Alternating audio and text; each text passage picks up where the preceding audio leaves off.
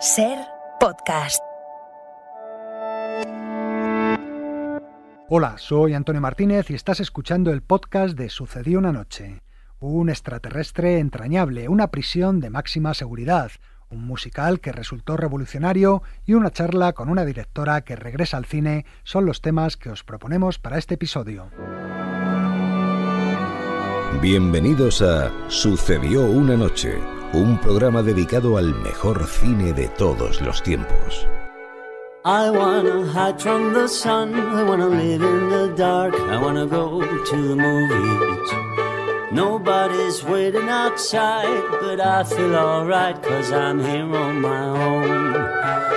I can kiss Marion and Jane, I can sing in the rain, I can be Superman. I'll never come out again. Las estrellas míticas, los grandes directores, las películas inolvidables. Dirige y presenta Antonio Martínez.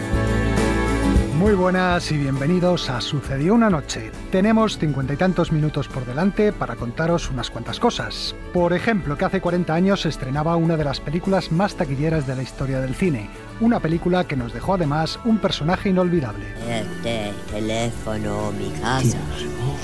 Sí, habla. Mi casa. Nos daremos un paseo cinematográfico por la prisión de Alcatraz. Damas y caballeros, yo, el guardia Bob, les invito cordialmente a convertirse en presidiarios del Alcatraz. Temporalmente, claro está. Charlaremos con la directora Ángeles González Sinde y en la sección de Jack Bourbon viajaremos a comienzos del siglo XX, a una ciudad norteamericana que vivía por entonces un gran acontecimiento. ¿Y qué me dices de la Feria Mundial? Justo cuando San Luis va a convertirse en el centro de atracción del mundo entero. ¿Todo listo? Pues empezamos. I wanna hide from the sun, wanna live in the dark, and I'll never come back. El espectáculo está a punto de comenzar, pero no se alarmen ustedes, no les cobraremos la entrada. Lo que el cine nos dejó. Es tan difícil ser alguien que la gente no olvida. Este 11 de junio se cumplen 40 años del estreno de una de las películas más famosas de la historia del cine. Seguro que todos la habéis visto. Es E.T., el extraterrestre, la película de Spielberg. En los próximos minutos vamos a recordar cómo se gestó y el impacto mundial que tuvo. ¿Cómo se consigue un superéxito de taquilla? ¿Cuál es la fórmula mágica para lograr que una película sea una de las más comerciales de la historia del cine? En 1982, Steven Spielberg parecía tener todos los ingredientes de la receta del éxito. Un buen guión, un protagonista distinto y sorprendente, Teléfono, mi casa. un buen reparto de actores, los efectos especiales justos, un equipo técnico eficaz y, por último, la guinda.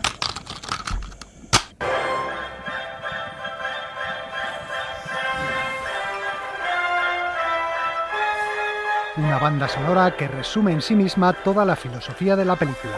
Divertida, tierna, romántica y a la vez épica.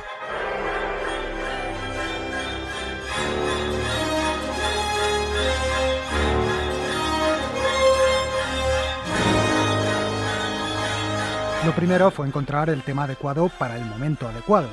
En unos años en los que Hollywood apostaba básicamente por los efectos especiales, relegando el guión a segundo término, Steven Spielberg ofreció al mundo una historia conmovedora donde la amistad entre un niño y un extraterrestre invitaba a soñar y a identificarse con el protagonista, algo que el mismo Spielberg sentía. El protagonista de E.T., Elliot, es el personaje de todas mis películas que más tiene que ver conmigo. No es que yo fuera así cuando tenía 9 años, sino que más bien quise reflejar lo que yo hubiera querido ser cuando tenía esa edad. Recuerdo perfectamente que mi mayor deseo entonces era tener un amigo que viniera de las estrellas, que me acompañara y creciera conmigo. Pienso que de ese deseo surgió la idea de hacer E.T. Aquí podrías ser feliz. Yo te cuidaría. No dejaría que nadie te hiciera daño. Creceríamos juntos, E.T. La idea original de Spielberg era hacer un remake de Corazones Indomables, la película de John Ford, pero sustituyendo a los indios por extraterrestres. Es el hombre de la luna. Es el hombre de la luna. Sin embargo, esa idea no cuajó y después de algún tiempo la historia cayó en manos de la guionista Melissa Mathison, por entonces esposa del actor Harrison Ford. Ella dio la vuelta por completo al argumento y sin perder sus dosis de aventura, centró la trama en la amistad entre el niño y el simpático alienígena. Esto es un coche. Con esto vamos de un sitio a otro. ¡Un momento! ¡No! Esto no se come.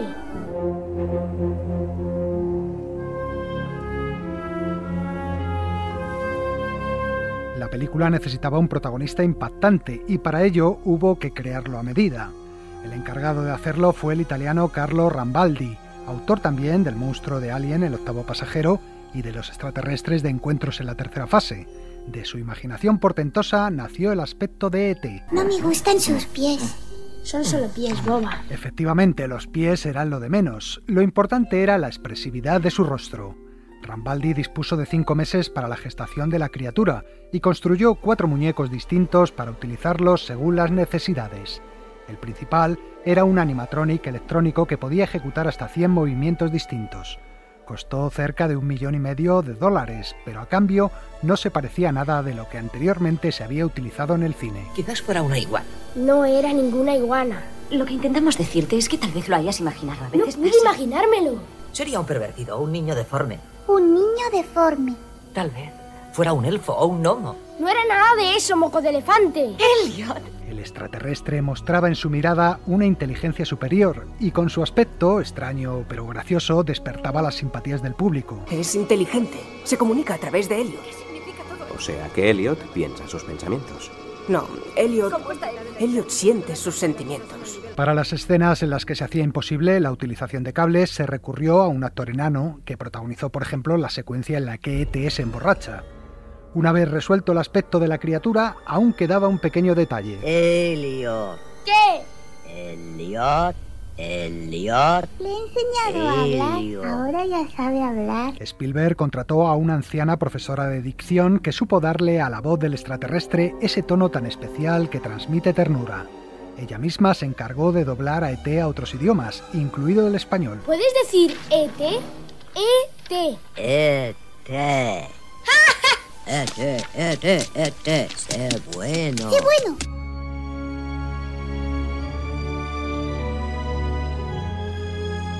Spielberg tenía claro que el extraterrestre era el principal gancho de la película, así que no era necesario incluir en el reparto ningún nombre famoso que pudiera hacerle sombra. Para el papel del niño Elliot se eligió a Henry Thomas, un chaval de 9 años que hasta entonces solo había aparecido en una película. Sin embargo, es muy probable que sin su interpretación y sin su dulce mirada, E.T. el extraterrestre no hubiera sido lo que es. Yo, humano. Niño. Elliot. En España, a Elliot no le dobló, como solía ser habitual en estos casos, una mujer, sino un niño de verdad, José Luis Mediavilla. Fue su primer trabajo. Hoy en día sigue en la profesión, aunque eso sí, le ha cambiado un poco la voz. Hace mucha publicidad y es, por ejemplo, la voz más habitual del abofeteado Chris Rock. Escuchadle. Hemos venido porque tengo una idea.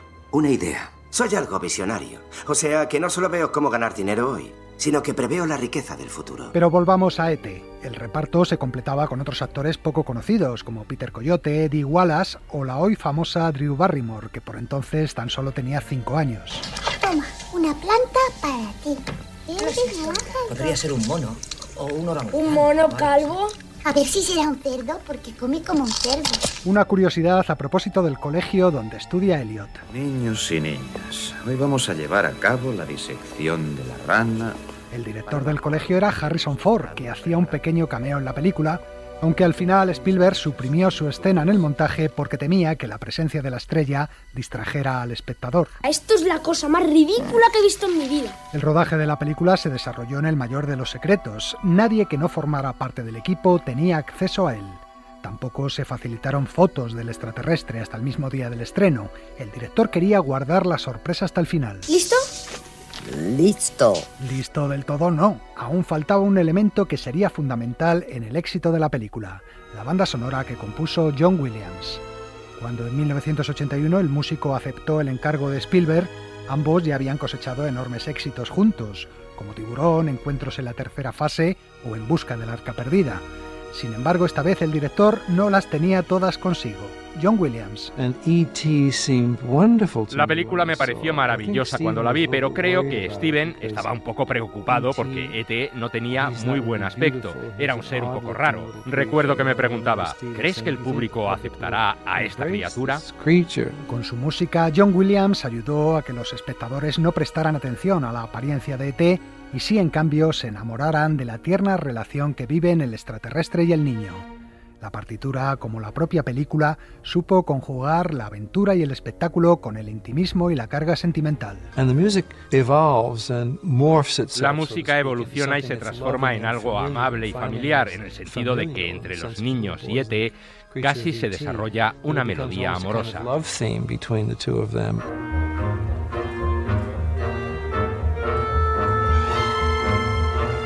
El estreno fue toda una conmoción mundial. Las colas ante los cines eran interminables y pronto la película pasó a convertirse en un fenómeno social.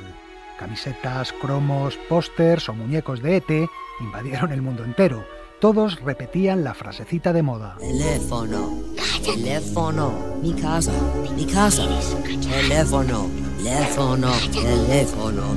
Parte del secreto de su éxito estaba en que E.T. podía adaptarse a cualquier gusto y a cualquier interpretación. Un predicador americano, por ejemplo, encontró 33 paralelismos entre la historia del extraterrestre y la de Jesucristo. Este era uno de ellos. El dedo luminoso de E.T., queridos hermanos, el dedo luminoso de E.T. es como el dedo de Dios que da vida a Adán en los frescos de Miguel Ángel de la Capilla Sixtina. E.T. se convirtió en el personaje del año. Lady Di posó abrazada a él en el estreno en Londres. Spielberg organizó una proyección privada en la Casa Blanca para el presidente Ronald Reagan, que enseguida la declaró su película favorita de todos los tiempos. Si todo el mundo adora a Reagan es porque se parece a E.T. Y por eso le queremos tanto. Porque es un extraterrestre. Ya, y por eso ha visto la película 55 veces. ¿De veras? Sí, se identifica con él. Aunque hubo, eso sí, alguno que se tiró de los pelos. Mira, estos son caramelos. Se comen. Pones el caramelo aquí. Y cuando levantas la tapa, sale el caramelo y puedes comértelo. ¿Quieres uno?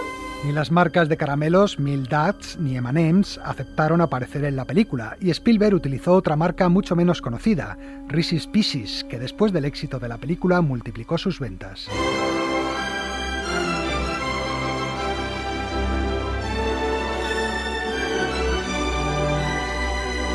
Al cabo de pocos meses, E.T. el extraterrestre era ya la película más taquillera de la historia, título que mantuvo durante 15 años hasta la llegada de Titanic. En la ceremonia de los Oscar obtuvo 4 estatuillas. And the winner is John Williams for E.T. John Williams ganó el suyo por la banda sonora y la película se hizo también con los de mejor sonido y mejores efectos visuales y sonoros. Sin embargo, el principal, el de mejor película, fue aquel año para Gandhi, a pesar de que la cinta de Spielberg era la favorita. Se lo robaron a Spielberg. No había superado el complejo de Peter Pan. ¿Ganó Gandhi? ¿Le dan un Oscar a una peli que no hay quien vea entera? Así es. Con Oscar o sin él, E.T. el extraterrestre es ya uno de los grandes iconos de la historia del cine. Y lo seguirá siendo en el futuro porque, como él mismo decía al despedirse de los niños en la escena final... Siempre estaré aquí.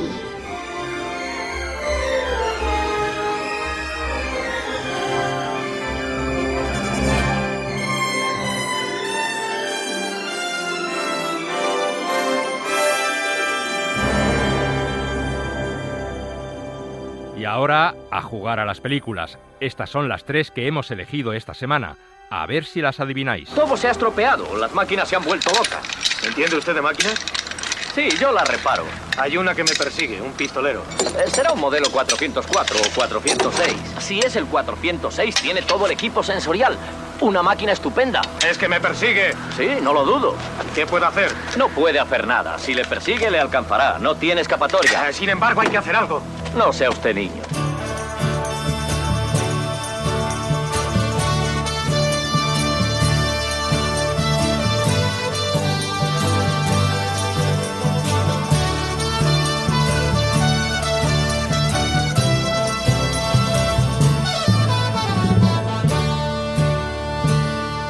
Estaba Estaba tan enamorada de Alonso que cerraba los ojos y pensaba que bailaban no solo en el suelo, sino en las paredes y en el techo. Si consiguiera hacer eso, le firmaría un contrato estupendo. How could you believe me when I said I loved you when you know I've been a liar all my life? You've had that reputation since you was a youth. You must have been insane to think I'd tell you the truth. How could I believe you when you said we'd marry? Why, you know I'd rather hang than have a wife. I know I said I'd make you mine. Now wouldn't you know that I would go for that old line? Como iba diciendo, la nación que consiga controlar el espacio, controlará el mundo. Los romanos controlaron el mundo porque construyeron carreteras. Después, el Imperio Británico lo dominó porque tenía barcos. Nosotros fuimos poderosos en el aire porque teníamos el avión. Pero ahora los comunistas han tomado posiciones en el espacio exterior y pronto dispondrán de plataformas espaciales para lanzarnos bombas nucleares como pedruscos. Y yo me pregunto, ¿cómo diablos se nos han adelantado?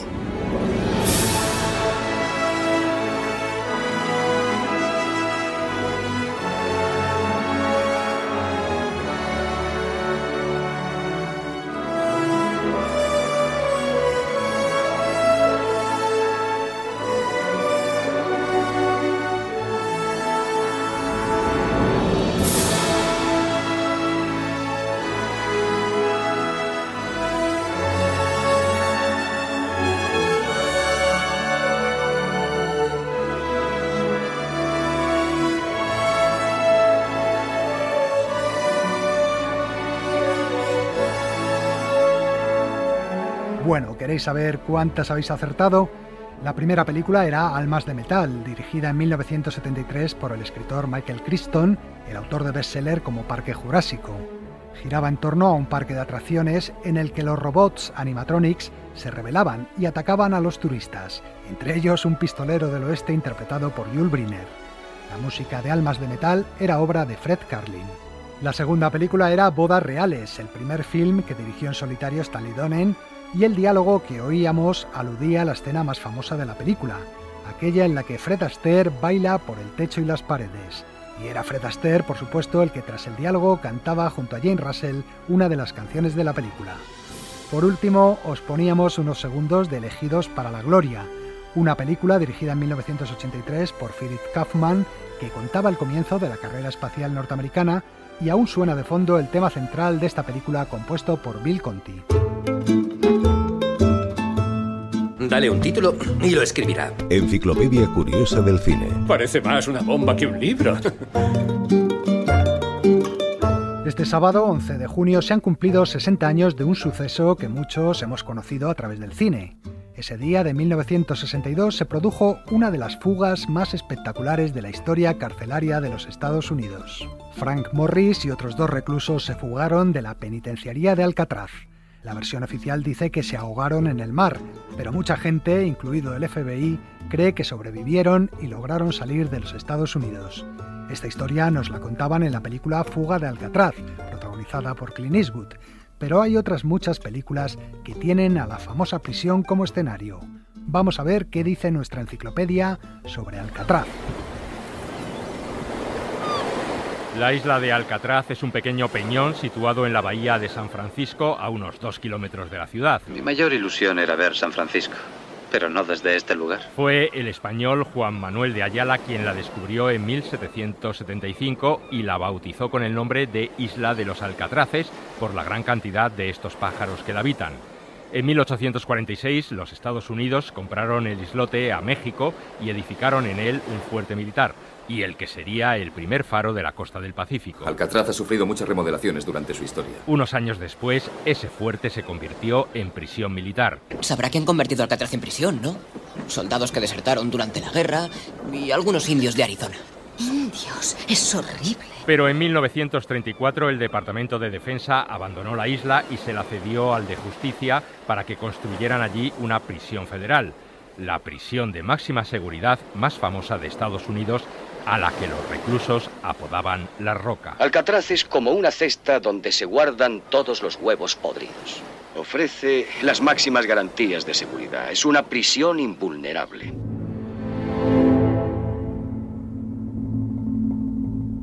Las razones de que fuera considerada una cárcel tan segura eran varias. Se trataba de un edificio robusto y con instalaciones reforzadas. Cada barra está reforzada especialmente en su interior por 6 duros cilindros de acero. En teoría no se podían excavar túneles. Toda la isla es roca viva. Y contaba con una gran vigilancia. ¿Ves esos guardias? La mayoría de las prisiones tienen un guardia por cada 7 presos. Aquí hay uno por cada 3. Si tienes costumbre de cagar por la noche y un día lo haces por la mañana, enseguida van a ver por qué. Los guardianes tenían fama de ser los más duros del sistema penitenciario. Otras instituciones regalan el trabajo. Aquí este privilegio tendrás que ganártelo. Te prometo que desearás conseguirlo. Y por último estaba el mar, el elemento de mayor disuasión ante cualquier intento de fuga. No saldrá bien. Funcionará. Está todo previsto. Sí, seguro que sí. Si pudieses andar por encima del agua. Un mar gélido en el que era fácil morir de hipotermia. Además estaban las corrientes de la bahía, muy peligrosas, y para colmo, en esas aguas abundaban los tiburones. Hay que nadar más de 1 milla para llegar a la costa, salvando las fuertes corrientes. Y el agua está tan fría que en pocos minutos se te entumecería hasta la lengua. Aunque sepas nadar muy bien, sería un milagro que lo consiguieras, amigo. Alcatraz tenía una capacidad para acoger a 416 presos. Aquí, cada preso está encerrado solo, en una celda individual. Pero nunca estuvo a tope. Como máximo, albergó a 302 reclusos, algunos muy famosos. ¿Y tú cómo te llamas? Al Capone. Creí que habías muerto. ¿Muerto yo? Al Capone estuvo encerrado allí cerca de 4 años. La mayor parte del tiempo lo pasó en una celda aislada de la enfermería. Fue liberado por motivos de salud en 1939. Otros gángsters famosos internados en Alcatraz fueron Mickey Cohen, Joseph Dutch Bowers o el sangriento Machine Gun Kelly, que siguió haciendo de las suyas en la prisión. En esa celda que ven ahí, Machine Gun Kelly tenía lo que en el sistema carcelario se conoce como una perra. Y una noche, en un ataque de celos, Kelly cogió un cuchillo de fabricación casera Ocheira y le rajó los ojos a la perra. Y por si eso no hubiera sido suficiente para Kelly, al día siguiente él y 4 internos más se turnaron para mearse en las cavidades oculares de la perra.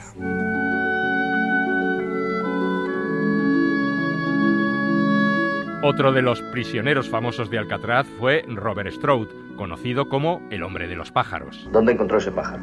En el patio de ejercicios, señor. ¿Qué clase de pájaro es? Un gorrión. Debe necesitarse mucha paciencia para maestrarlo. ¿Me puedo quedar con él? Creo que lo voy a permitir, pero no abuse, Stroud. Ese gorrión fue el comienzo de una afición que le llevaría a convertirse en un experto en ornitología. Enhorabuena por la publicación de su libro sobre enfermedades de los pájaros. Sí, es bueno. Se venderá bien. Burt Lancaster interpretó a Robert Stroud en la película El hombre de Alcatraz, aunque en realidad el título tenía truco.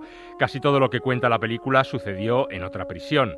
Cuando Stroud fue trasladado a Alcatraz, fue separado de sus pájaros por las estrictas normas de seguridad de la prisión, pero hubo otros inquilinos de la penitenciaría menos famosos que también han dado juego en el cine. Ese tipo no es precisamente Al Capone. No, no lo es. La película Homicidio en primer grado, protagonizada en 1995 por Kevin Bacon y Christian Slater, contaba la historia real de Henry Young, un joven encarcelado por haber robado $5 que pasó en una celda de aislamiento más de 3 años, sin luz, sin ventilación y recibiendo constantes palizas por parte del alcaide y sus hombres. He pasado 3 puñeteros años en la oscuridad oliendo mi propia mierda y mis meados. No hacía otra cosa que pensar. Odio pensar. No. El mismo día que le sacaron del aislamiento, apuñaló con una cuchara a otro preso, y en el juicio subsiguiente por asesinato, su abogado pudo demostrar que había cometido el crimen estando psicológicamente perturbado por el encierro al que había sido sometido. 7 meses después del juicio, el Tribunal Supremo le dio la razón. Se cerraron para siempre las mazmorras de Alcatraz. El alcaide adjunto Glenn sería procesado por malos tratos. Hablemos ahora de fugas. Quiero tranquilizar al pueblo americano asegurándole que Alcatraz es una cárcel de alta seguridad a prueba de fugas, por lo que no hay nada que temer. En realidad, a lo largo de su historia hubo 36 intentos de fuga. La más famosa es la que relata la película que citábamos antes, Fuga de Alcatraz, dirigida en 1979 por Don Siegel. Clint Eastwood interpreta en ella al cerebro de la fuga, Frank Morris. Creo que sé cómo salir de aquí. Las paredes de la celda son muy viejas y el aire húmedo ha reblandecido el hormigón. El salitre está oxidando el metal. Con un corta uñas he rascado junto al enrejado del aire acondicionado. Creo que en poco tiempo podré sacar la rejilla, ensanchar el agujero y llegar por ese conducto al pasillo de la parte superior. Consigue varios impermeables y algo con que pegarlos. Haremos una pequeña balsa salvavidas y unos flotadores. Leí cómo se hace eso en una revista. Creerán que vamos a San Francisco, pero nos dirigiremos a la Isla Ángel. Otro intento de fuga célebre fue el conocido como la Batalla de Alcatraz, ocurrida en 1946 y que se cuenta en películas como Infierno en Alcatraz o Alcatraz, historia de una fuga. 6 reclusos robaron armas y se atrincheraron durante 3 días en una galería. Al no poder reducirlos, el alcaide ordenó a los marines que atacaran con artillería ese bloque de la prisión. El señor Bennett ha llamado desde Washington. Le preocupa su plan de usar fuego de mortero. Tenemos que hacerlo. Las granadas no logran penetrar. Se lo he dicho, señor, pero le preocupa la reacción pública si muere algún recluso inocente. Dígale a Bennett que no hay reclusos inocentes en Alcatraz. Les atacaremos con los morteros en cuanto los hombres del general estén preparados. Las primeras películas ambientadas en Alcatraz se rodaron a finales de los años 30, poco tiempo después de ser inaugurada la prisión. Títulos como El tirano de Alcatraz o El gánster y la bailarina. La mayoría de las películas sobre la prisión tratan de intentos de fuga y de la dureza de la vida carcelaria. Este lugar afecta a los tíos de forma distinta. O te haces más fuerte o te destroza. Pero hay unas cuantas que plantean situaciones más originales. Una celda. La celda de una prisión. ¿Cómo llegué aquí? En A quemarropa, la película de John Boorman, Lee Marvin era traicionado por uno de sus compinches y se despertaba en una celda de la ya cerrada prisión de Alcatraz. En esta película vemos las instalaciones en los años en los que la cárcel estuvo abandonada tras su cierre. Por ahí tiene que estar el cajetín de la luz. Búscalo y actívalo. En La Roca, película dirigida por Michael Bay en los años 90, Sean Connery y Nicolas Cage intentaban detener al militar Ed Harris, que amenazaba con lanzar desde la prisión 15 cohetes llenos de gas mortal contra San Francisco. Hemos desplegado una batería de cohetes con gas VX para realizar un ataque mortal sobre la población de la bahía de San Francisco. Volveré a llamar a la 100 para exponer mis condiciones. Quiero saber con quién hablo. Soy el general de brigada Francis Hamel del Cuerpo de Marines desde Alcatraz. Corto. Y en Al filo de la muerte, película del año 2002, unos delincuentes tomaban la prisión para obligar a uno de los presos a que les revelara dónde había escondido el botín del asalto a un tren. ¿Hay noticias de Alcatraz? No hay comunicación. Han ocupado uno de los pabellones de reclusos. ¿Cuál? El bloque es un alojamiento provisional mientras reforman el pabellón principal. ¿Está él ahí? Sí, celda número 85. ¿Sí está quién? Tengo un hombre infiltrado ahí dentro. ¿Como recluso? Sí. ¿Qué clase de hombre se presta a eso? Pues el cara de palo Steven Seagal, ¿quién si no? Esta película tendría una secuela unos años más tarde. Durante el mandato de Robert Kennedy como fiscal general del Estado, la prisión de Alcatraz cerró definitivamente sus puertas. La institución penal de Alcatraz se cerró para siempre en 1963. En la actualidad, Alcatraz es la principal atracción turística del norte de California y recibe la visita de más de 1 millón de personas al año. Así es, desde entonces se ha convertido en una atracción turística que por el módico precio de $28 permite a los visitantes conocer la historia del lugar y visitar sus instalaciones. Esta es la celda de aislamiento que en el transcurso de los años llegó a ser conocida como Times Square. Procuren que todo el mundo la vea. Por aquí se va a la cafetería. Y si no podéis ir hasta allá, siempre os quedará el cine. No fueron ni 30 años los que Alcatraz funcionó como prisión federal. 29 años que, sin embargo, han dado pie a muchas películas, las que hemos citado en este reportaje y otras muchas que han convertido la cárcel de Alcatraz en un plató cinematográfico con una mística especial.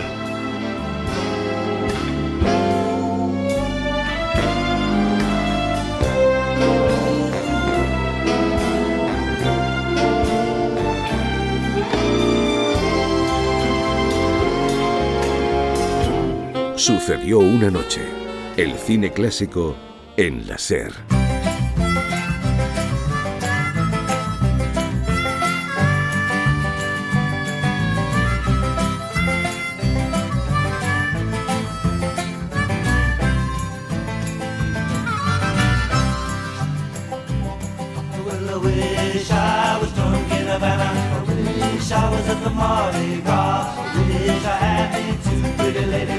up or down on the South Georgia farm.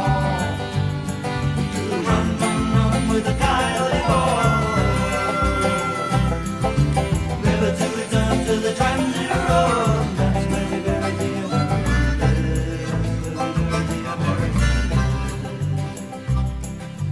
wish I had one drop of liquor that runs like a river in the Cottonwood Hills, making me forget the maggots and the jiggers, like a standing evening with a moonshine still. Run, run, run with the wild wind blow, never to return to the transit road. I could drink the hot dog of Tennessee Rain, I could drink the hot dog of Tennessee Rain. El que canta es Joe Strummer, el que fuera líder del grupo The Clash. Esta canción pertenece a la banda sonora de Walker, una película dirigida por Alex Cox en 1987 y protagonizada por Ed Harris, que contaba la historia de William Walker, un aventurero norteamericano que en el siglo XIX invadió Nicaragua y se autoproclamó presidente del país. Joe Strummer compuso la banda sonora de esta película, Walker, en la que además tenía un pequeño papel como actor. Pero seguimos. Si ese avión despega y tú no estás a su lado, te arrepentirás. Tal vez no hoy ni mañana, pero sí muy pronto y para el resto de tu vida. El cine de su vida. Es de Casablanca. Toda mi vida he estado esperando decirlo. 14 años llevaba sin rodar una película Ángeles González Sinde y hace una semana estrenó El Comensal, un film basado en la novela del mismo título de Gabriela Ibarra, que narra las secuelas que supuso para su familia el asesinato a manos de ETA de su abuelo paterno, el empresario y político Javier de Ibarra, en 1977. Ángeles González Sinde había dirigido con anterioridad Una palabra tuya y La suerte dormida. Es también guionista de películas como La buena estrella, de Ricardo Franco, de la que se cumplen 25 años de su estreno. Fue presidenta de la Academia de Cine y ministra de Cultura, y es también novelista. Y de todo eso nos habla a continuación. Yo estaba más bien desorientada y di bastantes tumbos antes de llegar a ser guionista. Lo que pasa es que tú lo quieres todo. Tú buscas en la gente una perfección que no existe, que la primera que no la tienes eres tú. Pero bueno, al final continué la senda de mi padre y de mi tío, que es montador. No era rebeldía para nada, porque yo a mi padre lo adoraba y no tenía ninguna ganas de rebelarme, al menos conscientemente. Pero sí me parecía un oficio como muy, no sé, complejo, difícil. Como que tú desde el mismo ya tienes otro curre y con el mismo horario. ¿Ah, sí?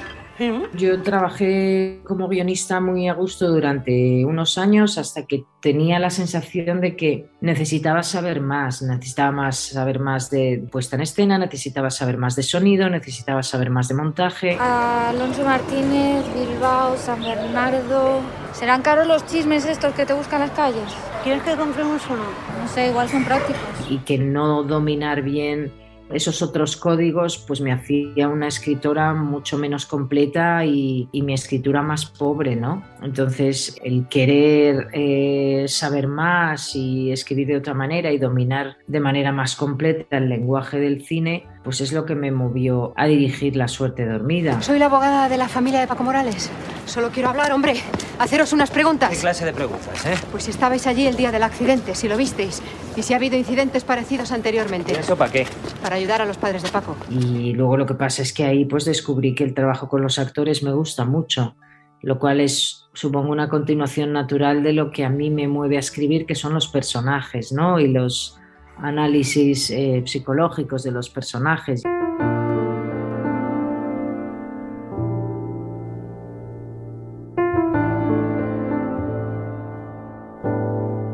Yo perdí a mi padre muy joven y luego, bueno, pues apareció Ricardo, que aunque era más joven que mi padre, pero sí hizo ese rol de maestro. Yo he tenido suerte, he encontrado muy buenos maestros en mi vida, ¿no? Yo también pienso muchas veces, ¿qué haría Ricardo ahora? O como pienso en él muchísimo, muchísimo. Rafa, yo te quiero a ti.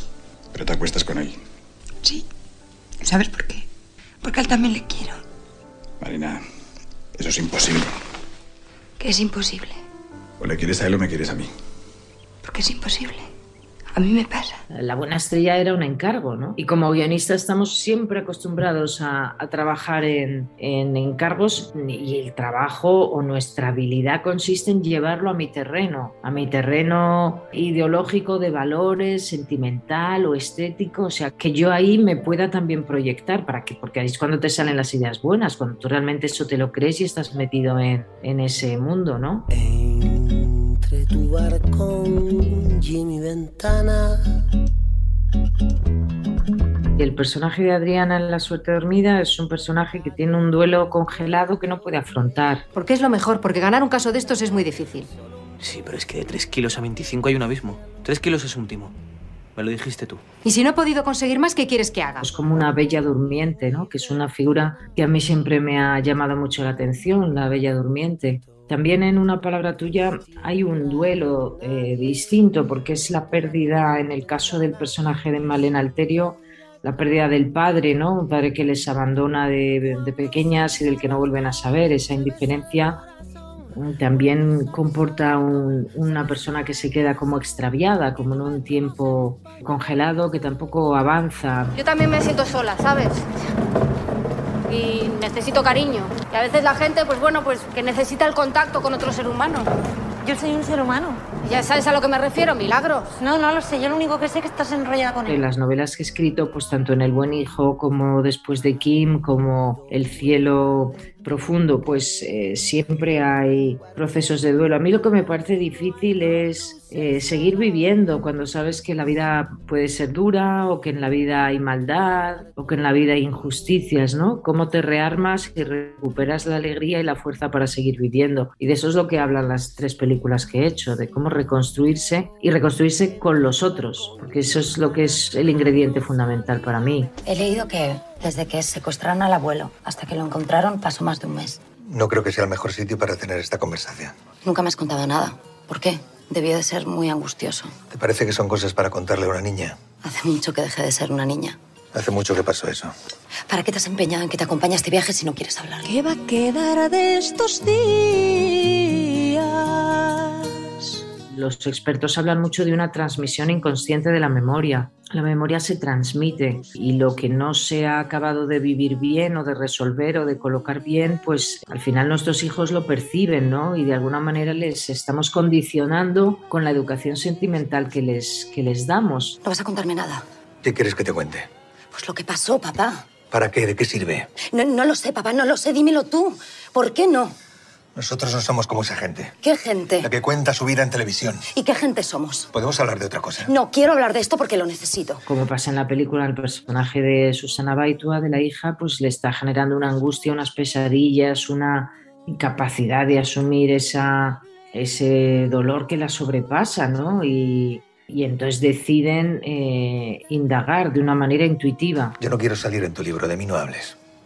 Me dejarás sus cartas. En los periódicos no están enteras y me gustaría leerlas. ¿Qué cartas? Las que os escribía mientras estaba secuestrado. No hay cartas, no hay nada. Está en el rosario, las esposas en casa. Y bueno, sí, tengo algunas ideas para hacer otro proyecto, pero ahora el momento es muy difícil y no siempre las ideas que se nos ocurren son las que resultan atractivas para quienes las financian, sobre todo las televisiones y plataformas. Pero bueno, algo se pergeñará, ¿no? Hay que ser flexible en esta profesión, como en todas, pero en esta más, y ser capaz de convivir, ¿no? con necesidades muy distintas. La huella de tu aliento será mi aliento.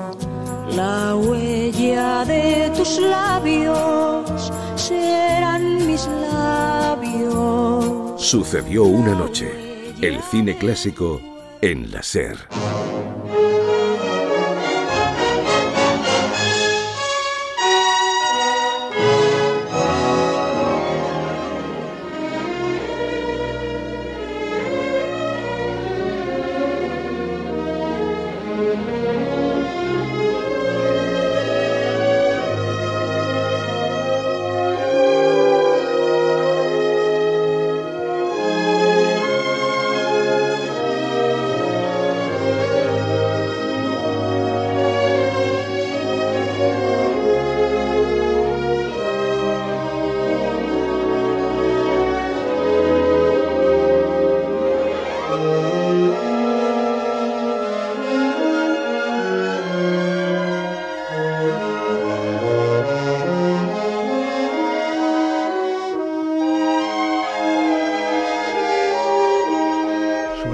tema central de Cautivos del Mal, una de las mejores películas que se han hecho sobre el cine dentro del cine. La dirigió Vincente Minnelli en 1952 con banda sonora de David Raksin. Y Vincente Minnelli es el director también del musical que nos trae esta semana Jack Bourbon. Jack Bourbon presenta... Por esto es por lo que vine a este mundo, todo esto, música, cantar, bailar. Aquellos bailes, aquellas canciones. ¿Qué tal, amigos? Hoy quiero llevaros de viaje a un lugar y a un tiempo pasado. ¿Dónde vamos, señor Smith? Díselo, Tutti. A la Exposición Universal de San Luis. ¡Eso! ¡Vamos! La Exposición Universal, celebrada en la ciudad norteamericana de San Luis en 1904, presentó al mundo muchas innovaciones, pero hay dos en concreto que han resultado esenciales en mi vida. La galleta en forma de cono que sostiene las bolas de helado y esa salchicha metida en un bollo de pan con tomate y mostaza que todos conocemos como perrito caliente. Bien es cierto que esas salchichas ya se consumían antes en Alemania, donde nacieron, pero su presentación internacional en la Expo de San Luis hizo que a partir de entonces proliferaran por todo el mundo los puestos callejeros de perritos calientes que constituyen un elemento básico de mi alimentación. Por si fuera poco, la exposición de 1904 dio también fondo argumental a uno de mis musicales favoritos, Cita en San Luis, dirigida en 1944 por Vincente Minnelli y protagonizada por Judy Garland. De paso, aprovecho así para homenajear a la actriz, ya que esta semana, el viernes 10, se ha cumplido el centenario de su nacimiento. Un dato: en el año 2006, Cita en San Luis fue incluido en el puesto número 10 de la lista de los mejores musicales de la historia del cine estadounidense por el American Film Institute. Meet me in St. Louis, Louis, meet me at the fair. Don't tell me the lights are shining any place but there. We will dance the hoochie coochie. I will be your tootsie wootsie if you will meet me in St. Louis, Louis, meet me at the fair. Cuando en 1943 la Metro le encargó a Judy Garland protagonizar Cita en San Luis, la actriz se negó en rotundo. Tenía solo 21 años, pero ya había participado en 20 películas. Había hecho El Mago de Oz, varias películas junto a Mickey Rooney y estaba harta de interpretar a adolescentes ingenuas. Louis B. Mayer, el jefazo de la Metro, le mandó entonces a hablar con el director elegido, Vincente Minnelli, un joven prometedor que acometía su tercera película, y fue él quien la convenció. Pero si hago esta película tendrá que cambiar a esa chica, ¿sabe? Es el mismo personaje que estoy interpretando desde que tenía 12 años. Le haré una promesa ahora mismo. Cuando haya terminado, la gente verá lo que yo veo cuando la miro. ¿Y qué es? Una mujer preciosa. La historia que cuenta Cita en San Luis se basa en una serie de artículos publicados a lo largo de 2 años en el diario The New Yorker por la escritora Sally Benson. En fin, ya estamos en Todos los Santos y cumplimos un año más. Unos artículos que hablaban de su propia familia y que en la película se organizaban en 4 actos correspondientes, cada uno de ellos a una estación del año. La familia protagonista ve cómo su idílica vida en San Luis puede cambiar de golpe cuando al padre le ofrecen un ascenso en su trabajo. Un ascenso que implica trasladarse todos a Nueva York. Nueva York es una gran ciudad. No es que San Luis no sea grande, pero desde el barrio en que vivimos no lo parece mucho. ¿Y qué harán los chicos? Ir a la escuela, jugar, tener sus amigos. ¿Qué amigos? Inés está a punto de ingresar y Esther de llegar al último curso. He trabajado toda mi vida para conseguirlo. Y Ross se graduará el año que viene. Todas las personas que me importan están en San Luis. ¿Y yo qué hago ahora? ¿Y mi vida? Y como telón de fondo a esta historia familiar tenemos la Exposición Universal, que ese año se celebra en San Luis. Esta va a ser la feria más importante del país. Mi padre habló ayer con la comisión de la Feria Universal y calculan que va a costar 50 millones. Eso es mucha pasta. Estoy impaciente por ver lo que han hecho en Sinker Swamp. Parecerá el país de las hadas. Las cuitas sentimentales y las peripecias que viven los protagonistas quizá hoy en día nos resulten ridículas. He decidido una cosa. Voy a dejar que John Truitt me bese esta noche. Esther Smith, si estamos destinados a casarnos es cuestión de empezar ya. Las chicas buenas solo se dejan besar por su prometido. Pero Vincente Minnelli consigue convertir todo ello en un musical nostálgico que se ve con una sonrisa permanente en el rostro y donde canciones, comedia y romanticismo coexisten en una agradable armonía. Su perfume es muy agradable. Es esencia de violeta. Lo uso solo en ocasiones especiales. Es exactamente el mismo que usa mi abuela.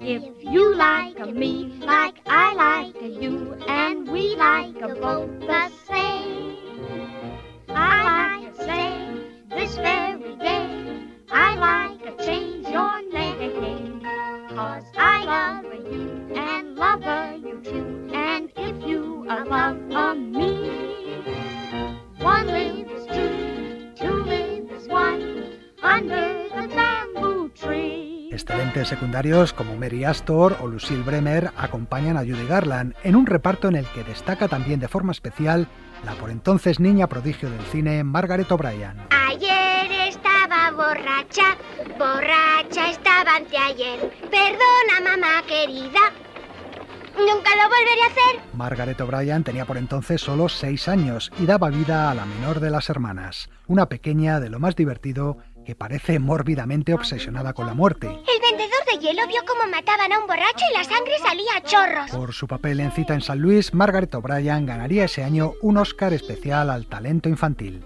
Pero además del reparto, en la película destacan también otros elementos. Los magníficos decorados del mítico Cedric Gibbons, que hizo construir en los estudios de la Metro una calle de principios del siglo XX que sería utilizada en otras muchas películas en las décadas siguientes. O la maravillosa fotografía en Technicolor de George Folsey, que nos brinda algunas escenas inolvidables. Quizá esta sea una petición poco corriente, pero ¿le importaría acompañarme por la casa mientras apago las luces?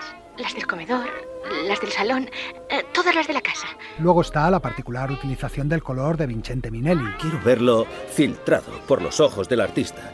Ya sabes, los rojos muy rojos y los azules muy azules. No es la vida normal, sino como nosotros desearíamos que fuera. Eso es lo que quiero ver y que se nos refleje en la pantalla. En Cita en San Luis fue la primera vez que el director trabajó ese colorido apabullante que se iba a convertir en su marca de fábrica y que, como ya hemos contado en otras ocasiones, creaba un mundo que parecía real e irreal al mismo tiempo. Mi filosofía es que si quieres realidad, vete a la Warner Brothers. Put on your Sunday, go to me, and I'll take you by the hand. If you will be my dancing partner, we will dance to beat the band. So join the promenade and lead the big parade. And if you don't get home at all, your pa will understand. So choose partners, skip to Maloo. Choose partners, skip to Maloo. Choose partners, skip to Maloo. Skip to Maloo, my darling. Pero en lo que Cita en San Luis resulta absolutamente revolucionaria es en la concepción de sus números musicales. Hasta entonces, en las películas musicales, los protagonistas solían ser cantantes o bailarines y los números musicales se desarrollaban en bailes, ensayos o en el mismo escenario. Minnelli rompe con todo eso y en su película las canciones y los bailes surgen de forma espontánea, como un elemento más de la narrativa cinematográfica. Lo explicaba la hija del director, Liza Minnelli. Cambió los musicales porque se planteó por primera vez hacer un espectáculo que no estuviera pensado para el escenario. Los números musicales se convierten en algo cotidiano en Cita en San Luis. La gente podía ponerse a cantar en la casa o en el tranvía de forma natural, porque él sabía hacer que funcionara.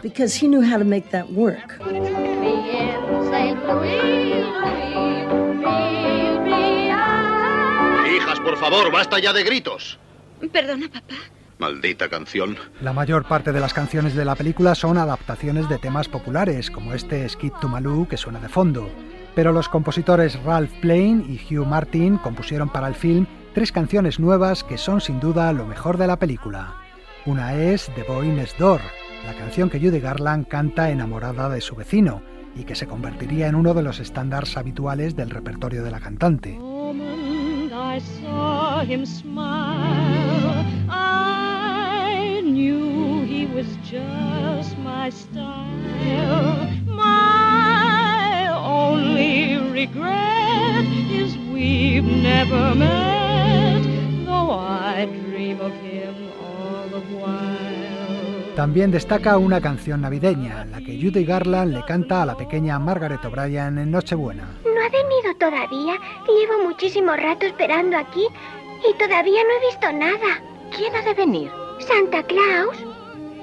Ya sabes que no vendrá hasta que estés dormida. Se titula Have Yourself a Merry Little Christmas y con el tiempo se ha convertido en un villancico muy popular en los Estados Unidos. Have yourself a merry little Christmas. Let your heart be light. Next year all our troubles will be out of sight.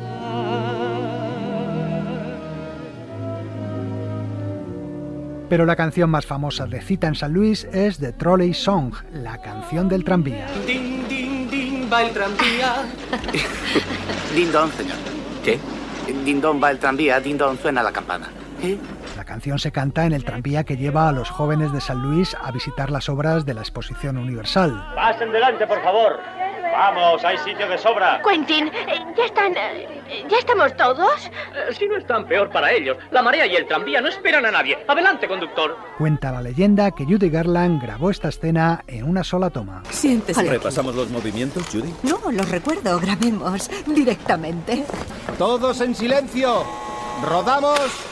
Y acción. With my high starch collar and my high top shoes and my hair piled high up on my head, I went to lose a jolly hour on the trolley and lost my heart instead. With this light brown derby and this bright green tie, he was quite the handsomest of men. I started to yen, so I counted to 10, then I counted to 10 again. Clang, clang, clang went the trolley. Ding, ding, ding went the bell. Zing, zing, zing went my heartstrings. From the moment I saw him, I fell. Durante el rodaje de la película, Judy Garland y Vincente Minnelli se enamoraron. Va a pedirme que me case con él, ¿sabes? ¿Quién, cielo? Vincent. Aunque él aún no lo sabe. Pero no creo que tenga madera de casado. Él me adora. Y yo necesito ser adorada. Lo necesito. Para la Metro, aquella boda fue un regalo del cielo. El que su estrella, Algo Díscola, se casara con uno de sus directores con más futuro, garantizaba que se quedaría en el estudio. El mismo Louis B. Mayer apadrinó a la novia. Vincent, necesita alguien firme. Contamos con que cuides de ella. La pareja se casó al poco de estrenarse la película y unos meses después nació su hija Liza. Todo era felicidad por entonces. La actriz aún no sufría los problemas de adicción al alcohol y a las pastillas que arruinarían en años siguientes su matrimonio y su carrera. Y el director Vincente Minnelli conseguía con Cita en San Luis el primer gran éxito de su notable filmografía. Un éxito en el que además adelantaba las claves de ese estilo que le llevaría a convertirse en uno de los grandes directores de la historia del cine. Liza Minnelli otra vez. La mirada de mi padre como director está presente en todo su cine. En sus películas se nota siempre que hay un genio al mando de la nave. Fue el único director de la Metro al que le permitieron dirigir cualquier género de película y su sello siempre se adivinaba en ellas. Era un sello personal, maravilloso, que no se lo daba la película ni la Metro, se lo daba mi padre, el director Vincent Minnelli. The director, Vincent Minnelli. Inexplicablemente, Cita en San Luis no se estrenó en su día en los cines españoles. La primera vez que se vio en nuestro país fue por televisión y hubo que esperar hasta el año 1971. En Estados Unidos, en cambio, se convirtió en la segunda película de la Metro más rentable hasta entonces, después de Lo que el viento se llevó, y hoy en día figura entre las películas típicas que se ven por televisión en Navidad. Por cierto, que algunos en Estados Unidos siguen un rito muy curioso para verla en Nochebuena. Comienzan a verla a las 10 y 26 de la noche exactamente, de tal forma que la campana de la iglesia que toca a la medianoche en la escena en la que el vecino le pide matrimonio a Judy Garland coincide con las 12 de la noche real y el comienzo de la Navidad. En fin, amigos, hasta la semana que viene. Continuará. Pues esto ha sido todo por hoy. Durante la semana nos podéis encontrar también en las redes sociales, Facebook, Twitter e Instagram. Ahora nos despedimos con nuestra habitual versión de una canción de película. Es Art Garfunkel el que hace esta lectura algo más pausada de la canción que cerraba la vida de Brian. Y nada más, saludos de Leo Castro y Antonio Martínez, y hasta la próxima. Always look on the bright side of life. Always look on the bright side of life. Some things in life are bad, they can really make you mad. Other things just make you swear and curse. When you're chewing on life's gristle, don't grumble, give a whistle. This'll help things turn out for the best. Always look on the bright side of life. Always look on the right side of life. If life seems jolly rotten, there's something you've forgotten, and that's to laugh and smile and dance and sing. When you're feeling in the dumps, don't be silly chumps. Just purse your lips and whistle, that's the thing. So always look on the bright side of death. Just before you draw your terminal breath.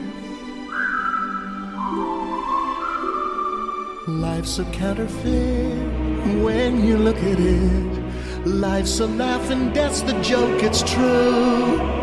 You see, it's all a show, keep them laughing as you go. Just remember the last laugh is on you.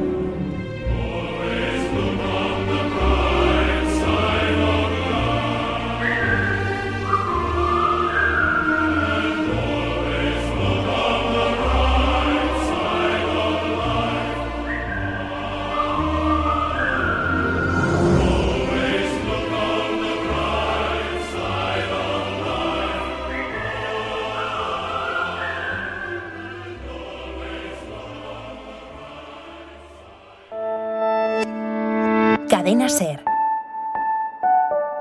La radio.